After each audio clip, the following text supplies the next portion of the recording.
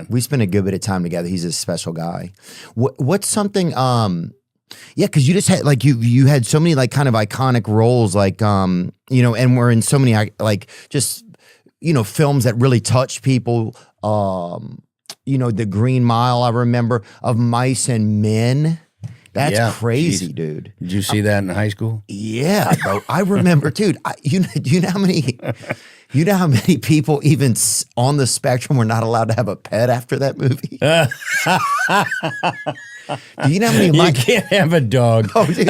You know how many of my neighbors got their pets taken away after that film? I never thought of that. Oh, dude, it was it took like a month to get them back for some of us. That's hilarious. But that just so many special roles. But then it feels like you really kind of found this like a role that really like almost a bigger role in this space of service, you know, and of feeling like even just showing up somewhere and giving of yourself, you know. With the veterans in my family, and especially the Vietnam veterans, I have World War II and World War I on my side of the family, Korea era. My dad was in the Navy during Korea.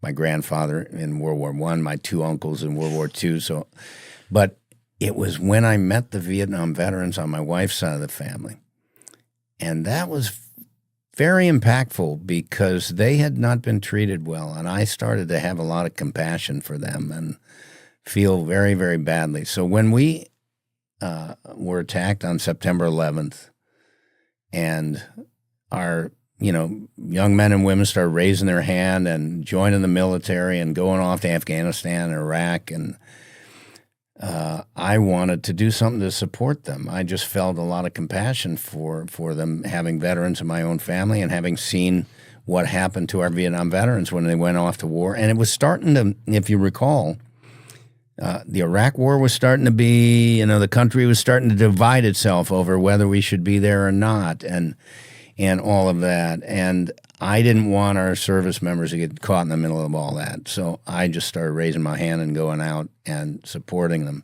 where I could. And that led to all these nonprofits that I supported, and then I just started my own. And that's the Gary Sinise Foundation? Yeah. Yeah. Yeah.